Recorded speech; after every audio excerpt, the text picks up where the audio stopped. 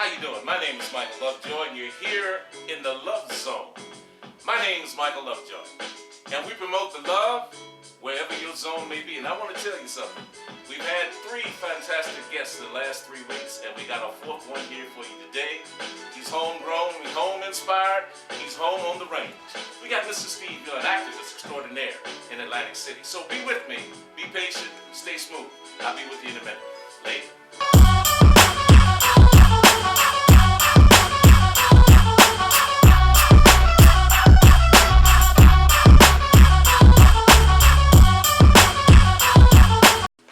This is Michael LoveJoi in the Love Zone. Look who we have here with us this afternoon. The unofficial mayor of Atlantic City.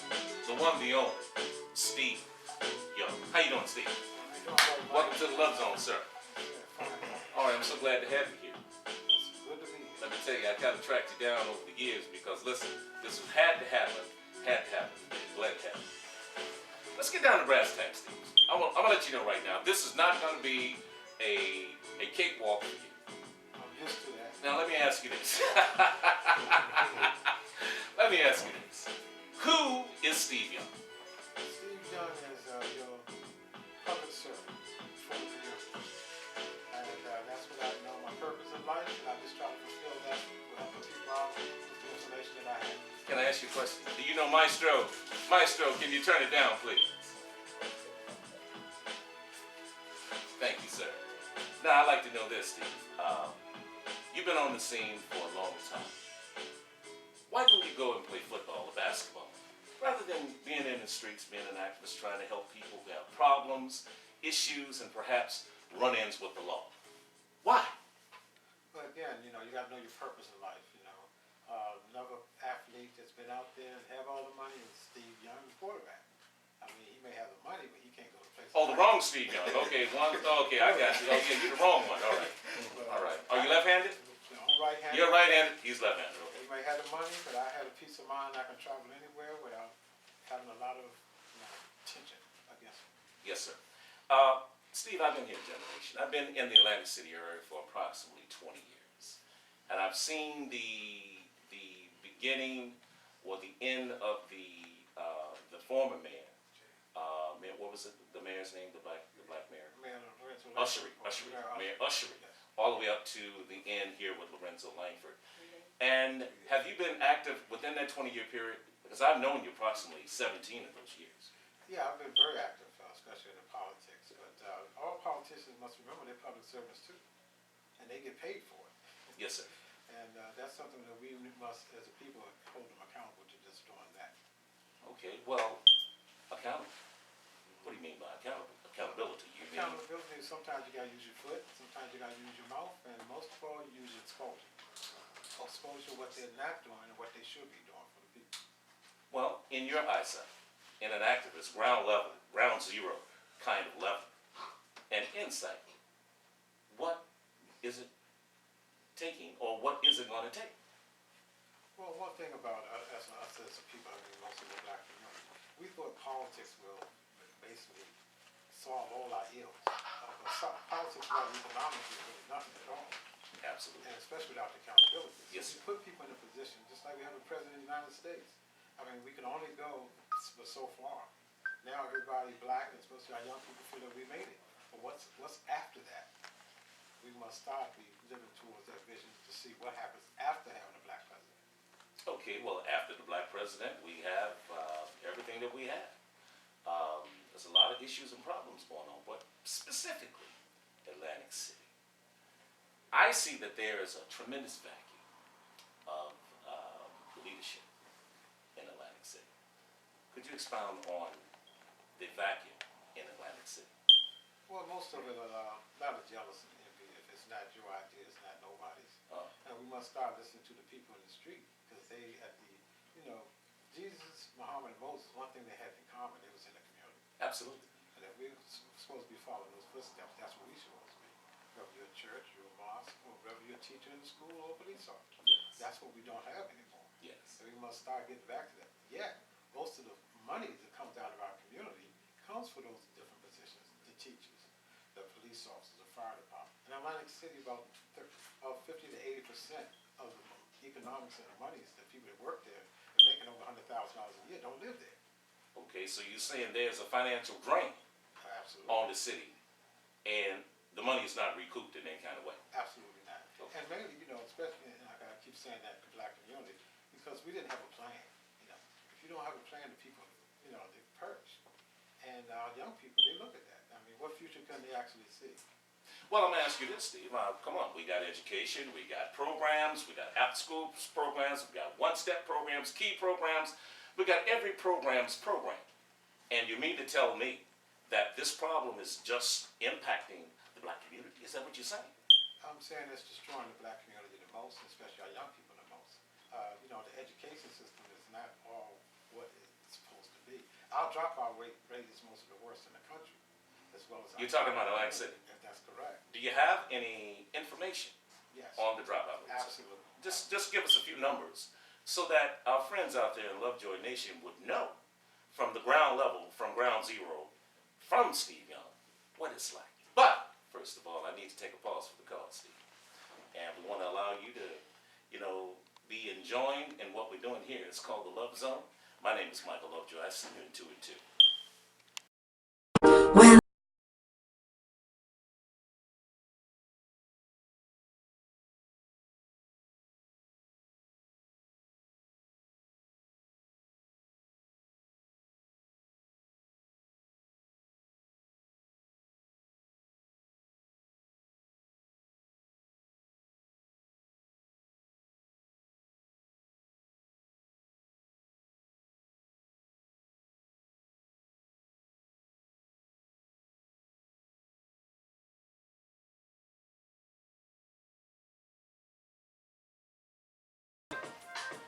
How you doing? This is Michael LoveJoi in the Love Zone here at Urban Bookstore in Pleasantville, New Jersey.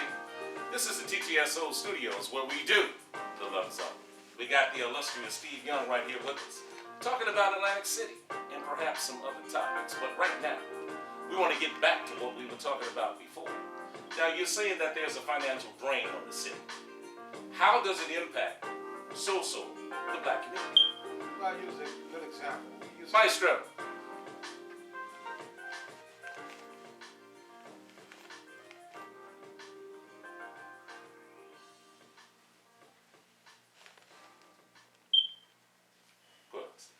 Yeah, I use one example. Kentucky Avenue. We used to have like a black Wall Street, where the people that owned the businesses, people that worked there, they lived here.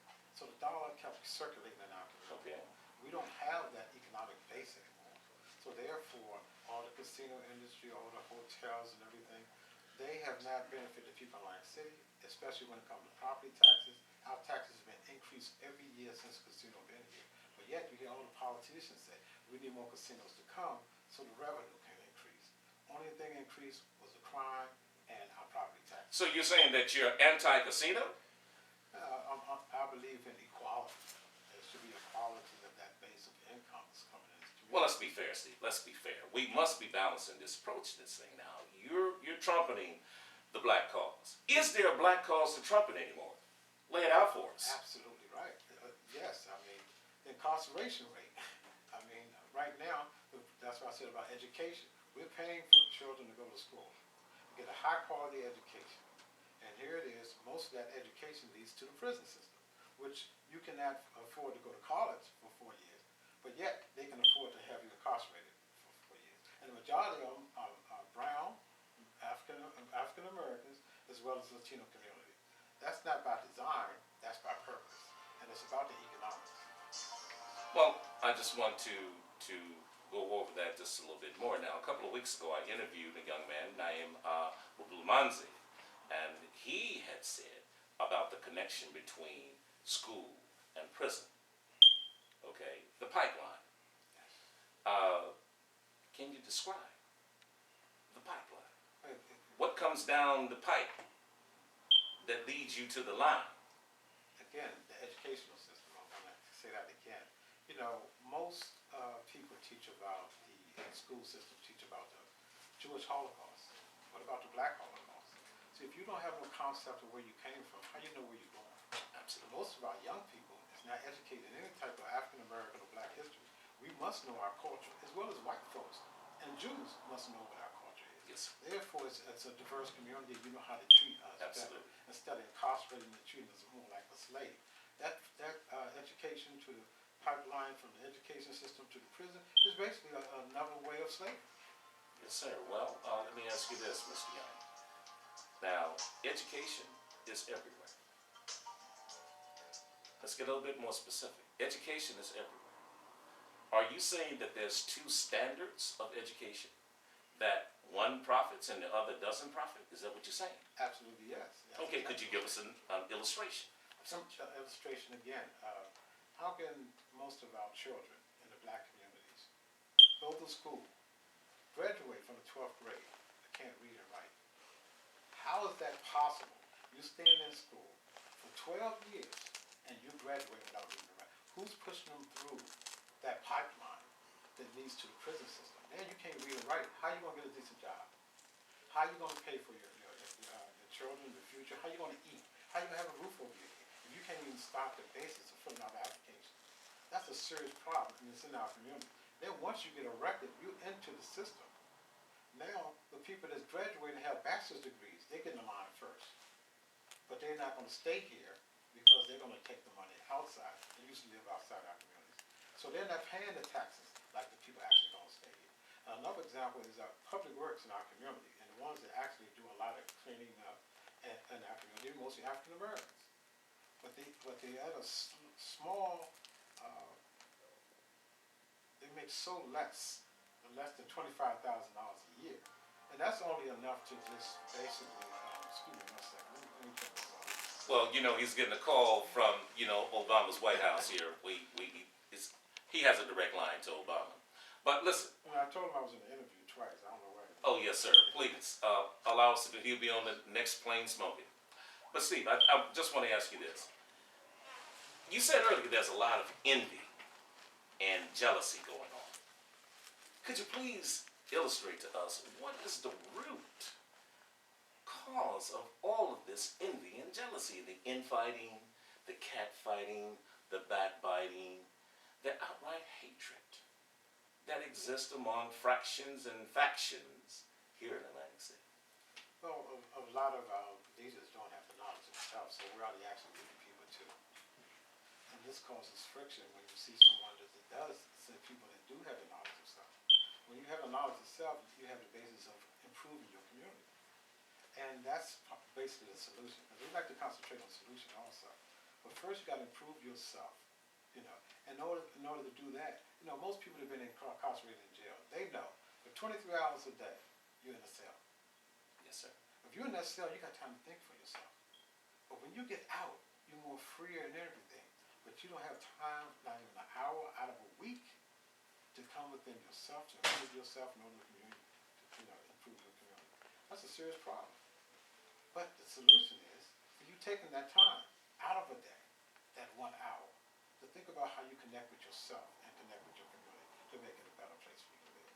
Well, ladies and gentlemen, there you have it there from the unofficial mayor of Atlantic City, Mr. Steve Young. Listen, we're going to take a pause for the cause. We'll be back in a few moments, but I want to remind you that at 28 Old Turnpike Road in Pleasantville, New Jersey, we have the Urban Bookstore, and you should stop by, bring the kids in, to take a tour of some of the literature that's here to be offered and be bought. Abdullah Manza here is a great guy, and I think that he has the heart and soul of the community at heart. So listen, we'll be back in a matter of seconds. We'll see you in 2 and 2.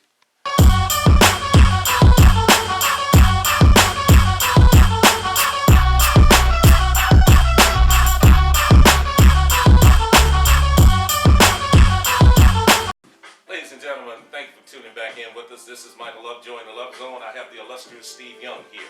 I understand you're a member of the National Action Network. Is that correct? That's correct. How long have you been a member of the National Action Network? Maestro! This basically started back in 1990 when we had over 1,000 youth that was talking about the lack of activities and the police brutality. And we led a demonstration on the expressway and shut the city down. And that's when we first met Reverend Al Sharpton. We asked him to come and not do no more less what we asked him to do. We walked him and Mike Tyson and Don King. We walked them through the projects of Atlantic City. They seen people living in hotels and dilapidated buildings. And they said when they flew in a helicopter with Don King, he said Atlantic City wasn't like that. So they said they've been hoodwinked and bamboozled. So when they seen for themselves on the ground, they said, what do you want us to do? So we led, and we, hundreds of us went to jail, busload of people went to jail. From young, they came down in bikes, wheelchairs, baby strollers. We all came together for that. So I met Reverend Sharpton then, and then after the years from seeing him, I said, well, I might as well just join the network. So your particular point in this particular organization at this time is exactly what? Well, What is your rank or status? Or? I'm the president of the National Action Network South Jersey chapter. We started off with one chapter in New Jersey. Now we have 6. 6 chapters. Yes. Oh, that's a wonderful thing. Yes, sir. That's wonderful to be affiliated with such an effective organization. And certainly Reverend Al Sharpton has led the charge in many of the issues of the day concerning inequalities or the murder of Trayvon Martin, et cetera, et cetera. But here on the local scene, we had an incident at a firehouse, Atlantic City. Young girls were being titillated in one way or another and wound up in the firehouse with grown men. These were young girls who were underage. So could you elaborate just a little bit on it, if you could, about what actually went down? Because there's a big cover-up about this. Well, basically, that's why we call it national, which we can go anywhere, national. Yes, sir. And we talk about action because we believe in being proactive in Yes, sir. things. And then we believe in networking with other associations and other people in the community. One thing that happened in the firehouse, there was a school across the street from the firehouse. So white firemen asked some young ladies under the age of 16 to come into the firehouse and offer them pizza. When they got into the firehouse, they started touching them and taking pictures and filming them in a wrongful way. Well, one of the young ladies' mothers seen the picture and said, look, what is this? Then she brought it to our attention. And we did a 40-something day demonstration every day, rain, snow, or shine, in front of that firehouse. What eventually happened, the firemen that actually initiated was actually terminated. They had a safe haven sign on that firehouse that's been taken down. And basically, he wasn't charged. And see, most of our young people are in charge just for being accused of something like that. They usually get locked up. Oh, yes, yes, sir. So you're saying there is somewhat of a, not somewhat, obvious inequity in the distribution of the exercising of the law. Absolutely. We call it selective prosecution. Selective And prosecution. selective prosecution has been going on for decades. Yes, sir. Well, there's a lot of issues and things that's going on in Atlantic City. And as we begin to wrap up here in the Love Zone with the illustrious Steve Young, we want to bring a light to the fact that a lot of good things are happening in Atlantic City, of course. In reference to some people have businesses going on and thriving, and others are moving up the political realm. But I'm going to give you a couple of names, and I want you to tell me what you think. And so the LoveJoi Nation can become more familiar with those who have been and are in charge. Okay, Lorenzo Langford. Lorenzo Langford, our former mayor, he was our former mayor first he was a council person for 12 years. Then he became mayor for about 8 to 9 years. One thing under his administration we did not have was a plan for us as a community. And what I mean that action plan to continue to go on. So one thing that we came to him with a plan, and when I said me, I mean I have another organization called Polaris Development Group. Yes, sir. And That's your personal group, right? Yes, sir. And it was about revitalizing. People, listen to that again. Say that again, Steve. Polaris Development. Polaris Development Group.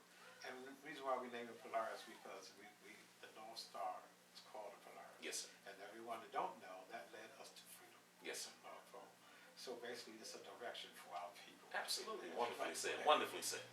So basically, we started that, and the mayor very helpful with having a Kentucky Avenue Renaissance every year. He owns Parliament property on the corner called Mutual Taxi, as well as his father-in-law, Sonny's Barbershop, been here for years. And we try to incorporate that to have like a downtown area like Bourbon Street, South Street, so you can keep the dollar flowing here with entertainment, Club Harlem, Hall of Fame, 4 different entertainers that come here, and they have a place in the court. Well, let me ask you a question. You're giving all the platitudes about our former illustrious mayor, the Honorable Lorenzo Langford.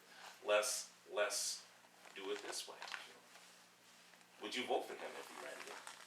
Absolutely, yes. Absolutely, yes. You got it from Steve Young. Marty Smalls.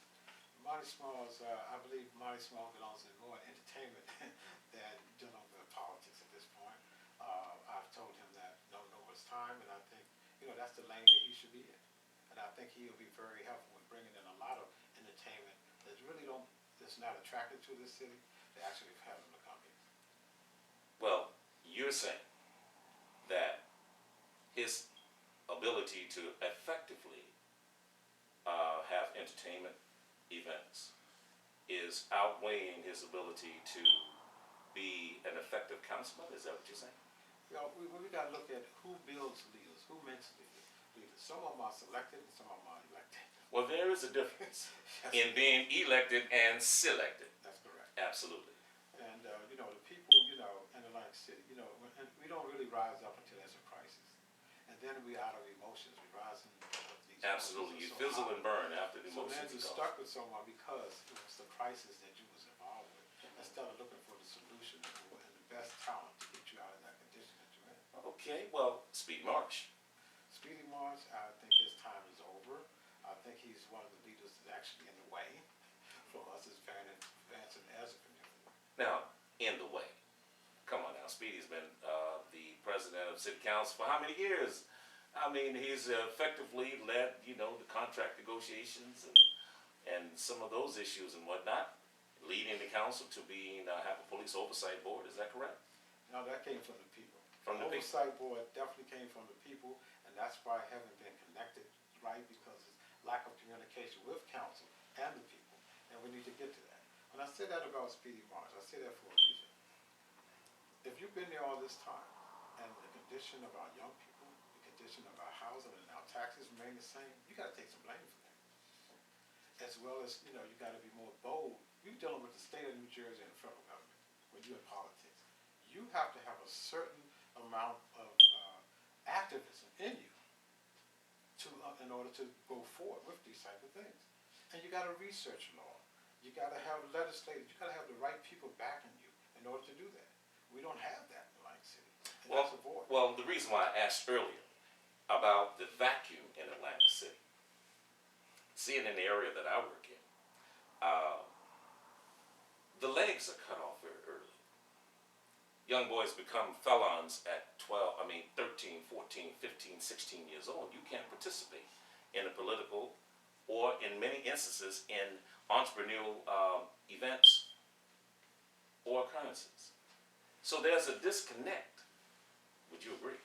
Absolutely. And that's gonna follow them for decades. Because what happened is, again, if they don't have no history of where they come from, they don't know where they're going. That's that pipeline to the prison system. Yes, sir. And that's where the money's really at right now. Yes, the sir. Private industry of Yes. prison system. Yes, From sir. commissary all the way to using the cell phone. Absolutely. Everyone has a piece of the pie. Absolutely. Everyone but us. Yes, sir. Absolutely. Well, I'm going to tell you what. It's been a wonderful, wonderful day. Thank you for coming down to the Love Zone, Mr. Steve Young, It's a pleasure. the illustrious, unofficial mayor of Atlantic City.